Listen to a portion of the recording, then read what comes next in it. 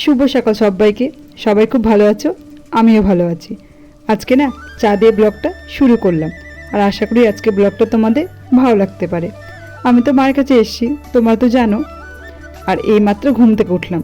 মায়ের কাছে এলে মা তো আমাকে কোনো কাজই করতে দেয় না। আর ঘুম থেকে উঠে দেখছি মায়ের সব কাজ হয়ে গেছে।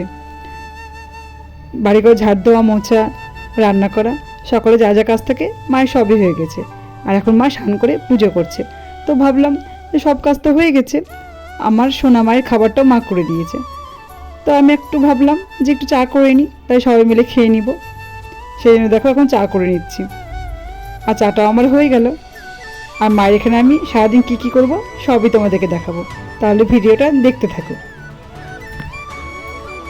চাটা তো আমার করা হয়ে গেল। আর এই দেখো 1 কাপ আমি চা নিয়ে নিয়েছি, আর সবাইকেও চা খেতে দিয়ে দিয়েছি। আর আমার কিন্তু পরোটা দিয়ে চা খেতে খুবই ভালো লাগে। কালকে রাত্রে মা পরোটা করেছিল, তো পরোটাটা ছিল, সেই পরোটাটা দিয়ে এখন চাটা খেয়ে নিব। তো চাটা খেয়ে নিই, পরে আবার তোমাদের সঙ্গে আমি কথা বলছি। চা তো আমার খাওয়া হয়ে গেল, আর মাও কিন্তু চা খেয়ে নিয়েছে। আর মা চলে এসে স্কুলে। তো ভাবলাম যে মায়ের স্কুলটা একটু তোমাদেরকে দেখিয়ে দিই। আর সবাই চলে এসছে এখন খাবার নিতে। আর কত বাচ্চা! আর আমার সোনা মা তো ছোটো ছোটো বাচ্চাগুলোকে দেখে খুব খুশি, কি সুন্দর করে খেলা করছে সবার সঙ্গে। সোনামা কিন্তু খুব খুশি আজকে। মায়ের স্কুলটা তো তোমাদেরকে দেখালাম। এবার আমি দেখো দুপুরে খাবারটা নিয়ে নিয়েছি। রান্না করার সময় তো তোমাদেরকে দেখাতে পারিনি। আর এখন তোমাদেরকে দেখিয়ে দিই মা কী কী রান্না করেছে। পুঁই শাকের তরকারি, মাছের ঝোল, ছোটো মাছের চচ্চড়ি আর পটল ভাজা। মা কিন্তু আজকে অনেক কিছু রান্না করেছে।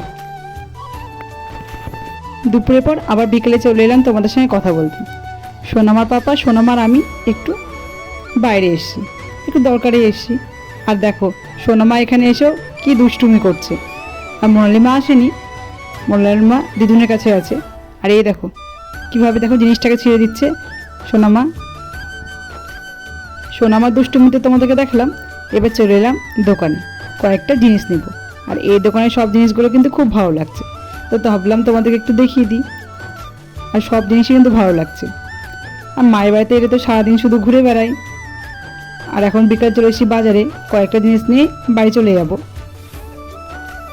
সোনামা তো আছেই, সোনামা তো দুষ্টুমি তোমাদেরকে দেখালাম। সোনামার পাপার কাছে আছে, আমি কয়েকটা জিনিস নিচ্ছি। আর সোনামা শুধু বল বল দেখলেই হলো, সোনামা শুধু বল নিবে, শুধু বলের বায়না করে। দোকান থেকে কয়েকটা জিনিস নিলাম। আর তোমাদের তো গল্প করলাম, সোনামা বল কেনার জন্য বায়না করেছিল, সোনামাকে বল কিনে দিলাম। সোনামা যে দোকানেই যাক বল দেখলেই হলো, সোনামাকে বল নিতেই হবে।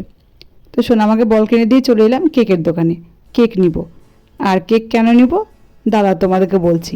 আজকে না আমার মামির জন্মদিন, সেই জন্য কেক নিব। আর এই দোকানে সবগুলো কেকই কিন্তু ভালো লাগছে। দেখি এখন কোন কেকটা নিই। আর কেকটা নিয়ে বাড়ি চলে যাব। আর কেকগুলো একটু তোমাদেরকে আমি দেখিয়ে দিলাম। কেক নিয়ে অনেকক্ষণ হলো বাড়িতে চলে এসেছি। বাড়িতে মানে আমার দিদার বাড়িতে এসেছি। তোমাদেরকে তো বললাম যে আজকে আমার মামির জন্মদিন। আর আমাদের বাড়ির পাশে হচ্ছে আমার দিদার বাড়ি, সেই জন্য দিদার এখানে চলে এলাম। আর দিদার বাড়িতে আসবো, আর দিদার গোপুসোনাকে দেখাবো, তাই হয় বলো। সেই জন্য ভাবলাম দিদার গোপুসোনাকে একটু দেখি। আর এটা হচ্ছে গোপুসোনার খাট। দিদা এখন সন্ধ্যা দিচ্ছে, তারপর পুজো করবে। পুজো করে গোপুসোনাকে এই খাটেই শয়ন দিবে। আর গোপুসোনাটাকে একটু ভালো করে দেখিয়ে দিলাম। আর এই দেখো গোপুসোনা বসে আছে। দিদার গোপুসোনাকে তোমাদেরকে দেখালাম। আর এখন দেখো সবাই মিলে কাঁঠাল খাবো। মা কাঁঠালটা ভাঙছে। এই কাঁঠালটা হচ্ছে আমার মাসির গাছের, মাসি দিয়েছে। এখন সবাই মিলে বসে গেছি কাঁঠাল খেতে। আর আমার তো কাঁঠাল খেতে খুবই ভালো লাগে। আর তোমরা আমার মতো কারা কারা কাঁঠাল খেতে ভালোবাসো অবশ্যই কমেন্ট করে জানাবে। আর এই দেখো আমার সোনামাকে দেখো, আমার বোনের সঙ্গে খেলা করছে। সোনামা কিন্তু দিদির বাড়িতে এসে খুব খুশি। সোনামা তো সব জায়গায় গিয়ে দুষ্টুমি করে, সোনামার দুষ্টুমি তো শেষ নেই। কাঁঠালটা তো খাওয়া হয়ে গেল, সবাই মিলে কাঁঠালটা খেলাম। আর কাঁঠালটা কিন্তু খুব মিষ্টি ছিল। কাঁঠালটা খেয়ে চলে এলাম মেশোর কাছে। আর এসে দেখছি মেশো পরোটা ভাজছে।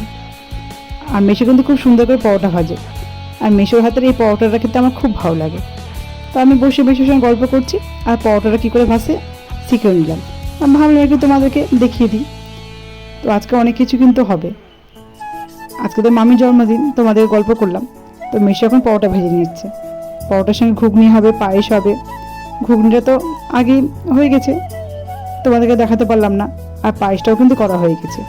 তখন তো আমি বাজারে গিয়েছিলাম। আর সবার জন্মদিনের পায়েসটা কিন্তু আমার মাই করে। আমার মা কিন্তু খুব সুন্দর করে পায়েস বানায়। আর মায়ের হাতে পায়েস খেতে খুবই ভালো লাগে। আজকে তো তোমাদেরকে দেখাতে পারলাম না, তোমাদেরকে তো এর আগেও দেখিয়েছি। আমার জন্মদিনের পায়েসটাও মা বানিয়েছিল। তো মেশোর পরোটাটা ভাজা হয়েই গেল। মেশোর তো পরোটাটা ভাজা হয়ে গেল। আর ঘুগনি পায়েসটা তো আগেই করা হয়ে গেছে, তোমাদেরকে তো গল্প করলাম। আর মামিকে এখন সব কিছু সুন্দর করে সাজিয়ে দেওয়া হয়েছে। মিষ্টি, পায়েস, ঘুগনি, পরোটা, আর এই যে কেকটাকে তোমাদেরকে দেখিয়ে দিলাম। এই কেকটা না নিয়ে এসেছি। আর কেকটা কেমন হয়েছে তোমরা অবশ্যই কিন্তু আমাকে কমেন্ট করে জানাবে। আমাদের কেকটা বেশি ভালো লাগলো। তোমাদেরকে তো আসল কথাটাই বলা হয়নি।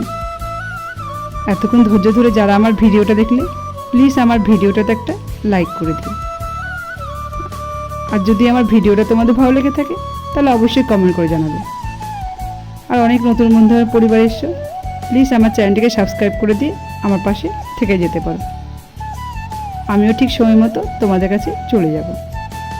সবাই ভালো থেকো, সুস্থ থেকো। তোমাদের সঙ্গে দেখা হবে নতুন একটা ভিডিওতে। সবাইকে টাটা, গুড নাইট।